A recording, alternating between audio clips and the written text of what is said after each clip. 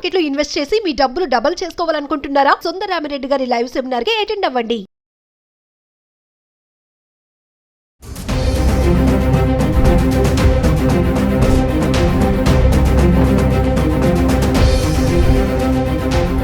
నమస్తే, welcome back to Suman TV. ప్రస్తుతం మనతో పాటు ఉన్నారు certified astro business coach Javeria గారు. నమస్తే మ్యామ్. నమస్తే నవీన గారు. మ్యామ్, మరి బంగారం ధరలు నిన్న చూసుకుంటే తగ్గిందని చెప్పుకున్నాం కదా, మరి ఈరోజు పెరిగిందని అంటున్నారు. గత 3 రోజులుగా చూస్తుంటే తగ్గుతూ వస్తుంది, అంటే 1,00,000 నుంచి డౌన్ అయింది. మరి ఈరోజు ఎంత పెరిగింది? నిన్నటికి ఈ రోజుకి డిఫరెన్షియేషన్ ఏంటి?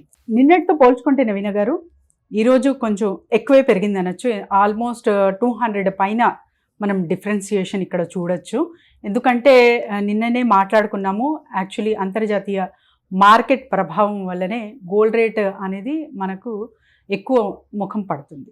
సో ఇక్కడ ఏంటంటే రిజర్వ్ ఒకటి, ప్రతి ఒక్క కంట్రీ కూడా ఏదైనా అంటే మనకు రిజర్వ్ అనేది చాలా చాలా ఇంపార్టెంట్ ఫ్యూచర్కి అని చెప్పి ఆలోచిస్తే బంగారం అనేది ఒక్కటే మిగులుతుంది అన్నమాట. ఎందుకంటే ప్రతి ఒక్కటి చూసుకోండి మీరు, ఫ్యూయల్ కానివ్వండి, ఇతర కానివ్వండి, సో ఇంకొక దేశం పైన మనము ఆధారపడవలసిన వస్తుంది. కానీ బంగారం అనేది లిమిటెడ్ రిసోర్సెస్ నవీన గారు. సో ఏ కంట్రీ అయితే మంచిగా ఇది కూడబెట్టుకుంటుందో మళ్ళీ ఫ్యూచర్ మనకు వార్ వచ్చినా కూడా చాలా మన వీఆర్ ఇన్ సేఫ్ జోన్ అన్నట్టు ఫస్ట్ చూసుకుంటారు. కాబట్టి సో బంగారానికే ప్రాధాన్యత ఇస్తారనమాట. అండ్ మనం చూస్తున్నాము యుఎస్లో కూడా ట్రంప్ టారిఫ్ వలన కూడా ప్రభావం అనేది చూస్తూ ఉన్నాం అనమాట. సో ఇలాంటప్పుడు సేఫ్ జోన్ ఏదైనా ఉంది అంటే ఆలోచిస్తే మనకు బంగారమే కనిపిస్తుంది. కాబట్టి సో బంగారం ఎక్కువ ముఖం పడుతుంది. సో నిన్నటికి ఈ రోజుకి ఒక్కసారి చార్ట్ చూసుకుందాం ఎలా ఉందో మరి. సో 24 క్యారెట్స్ చూసుకుంటే నవీన గారు నిన్న 9,573 రూపీస్ ఉంటే ఇవాళ 9,846 రూపీస్, ఆల్మోస్ట్ 273 రూపీస్ ఇక్కడ పెరగడం జరిగింది. అండ్ 22 క్యారెట్స్ ఇక్కడ చూసుకుంటే మనం టుడే రేట్ ఈజ్ 9,025, నిన్న అయితే 8,775, అంటే 250 రూపీస్ 22 క్యారెట్స్కి ఇక్కడ చూస్తున్నాము. అండ్ తర్వాత 18 క్యారెట్స్, సో 18 క్యారెట్స్లో కూడా ఆల్మోస్ట్ 204 రూపీస్ ఇక్కడ పెరిగింది. నిన్న చూసుకుంటే 7,180 ఉంటే ఈరోజు 7,384 రూపీస్.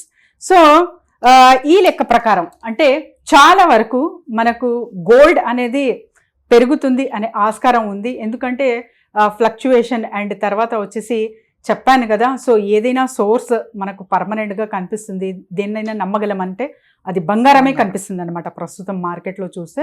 సో అంతర్జాతీయ మార్కెట్ ప్రభావమే దీనికి మెయిన్ కారణం. అండ్ ఇంకొకటి ఏంటంటే మనకు యాజ్ ఏ ఇండియన్ పెళ్లిళ్ళు చాలా వరకు చూస్తూ ఉన్నాము. అండ్ మనం ఏదైనా ఫంక్షన్స్ చేసినా ఏదైనా చేసినా ప్రధానంగా బంగారం అనేది గిఫ్ట్ ఇస్తూ ఉంటాం అనమాట. అండ్ భద్రపరిచేకి కూడా బంగారమే కొంటాం యాజ్ ఎ బిజినెస్ పీపుల్ కూడా ఇప్పుడు.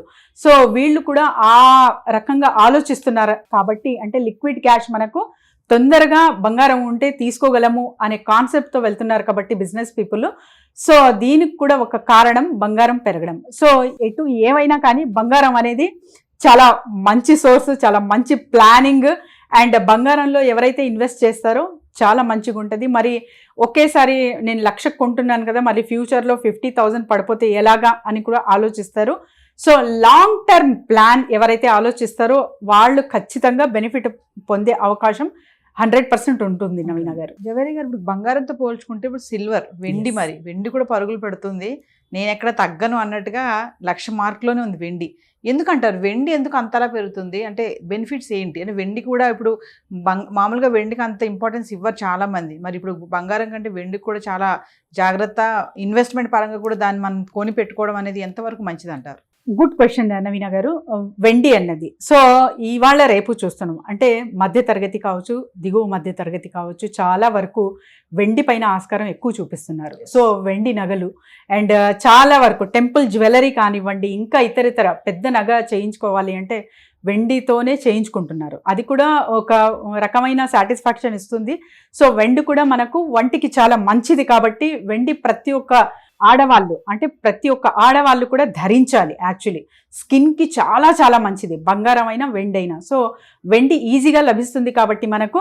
సో ఇప్పుడు ఇది కూడా మైనర్గా మైన్యూట్గా తగ్గినట్టు ఇక్కడ సూచనలు కనిపిస్తున్నాయి. ఈ చార్ట్ కూడా ఒకసారి చూద్దాం నవీన గారు. సో భారతదేశంలో చూసుకుంటే మనము నిన్న సో గ్రామ్ 108 రూపీస్ చూసుకుంటే ఇవాళ 107 రూపీస్ 0.9 ఉంది. అంటే వెండి ధరలు కూడా చాలా చాలా అంటే ఇది బ్యాలెన్స్గా ఉన్నాయి నవీన గారు. జస్ట్ మైనర్ చేంజ్ అనేది చూస్తున్నాము. సో ఇది వచ్చేసి జస్ట్ 0.10% అనేది తగ్గడం జరిగింది.